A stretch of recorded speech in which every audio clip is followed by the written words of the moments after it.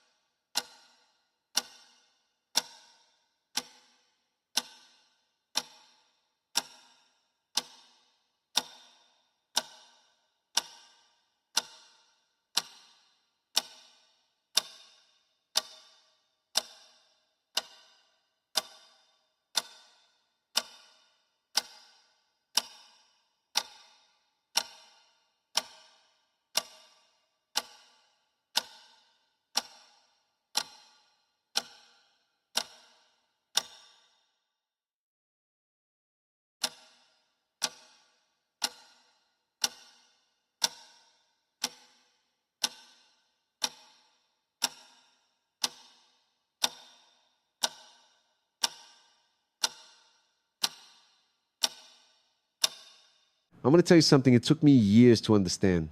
And maybe by the end of this conversation, it'll make as much sense to you as it finally made to me. For a long time in my life, I did everything right. I woke up early, I worked hard, I kept my word, I paid my bills, carried my responsibilities, did what's expected of someone who's trying to make it. On the outside, it looked like everything was in place. But on the inside, there was an emptiness I just couldn't explain. I was tired all the time. Not the kind of tired a good night's sleep fixes. It was something deeper, a tiredness of the soul. I was always chasing something, telling myself that once I reached the next goal, I'd finally feel at peace. But I'd get there, and the peace never came. What came was only the next goal. And the next. And the next. It was like climbing a staircase that never ended without ever stopping to ask if it was even the right staircase to begin with. Let me be honest with you about where I was. I had confused movement with direction. I was busy every single moment, but I wasn't going anywhere that actually mattered. I woke up reacting. I went to sleep reacting. I spent entire days putting out fires, answering to what everyone else wanted, living on autopilot. And in the few quiet moments when the house went still and it was just me and myself, I felt deep down that I was living someone else's life, a life that looked right on paper, but had nothing to do with who I really was. And what did I do with that discomfort? I blamed everything out there. I blamed time, which was never enough. I blamed circumstances, which were never in my favor. I blamed people who never understood. I blamed luck, which always seemed to smile on everyone but me. It was always something on the outside holding my life back. Always an external villain, always an excuse, ready to go.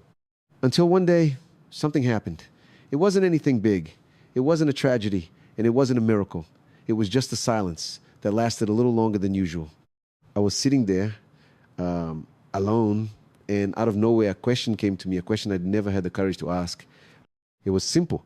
If I keep going exactly as I am today, making exactly the same choices, do I actually want to end up where this path leads?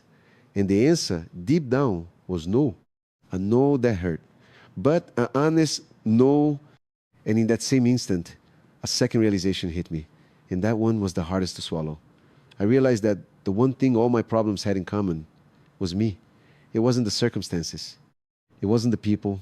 It wasn't luck. It was the way I thought, the way I chose, the way I treated myself on the inside every single day without even noticing. That might sound like a harsh thing to realize, and it is. But it was at the same time the most freeing moment of my life. Because if the problem were only out there, I'd be a prisoner of the outside world forever. But if part of the problem was in me, then part of the solution was in me too.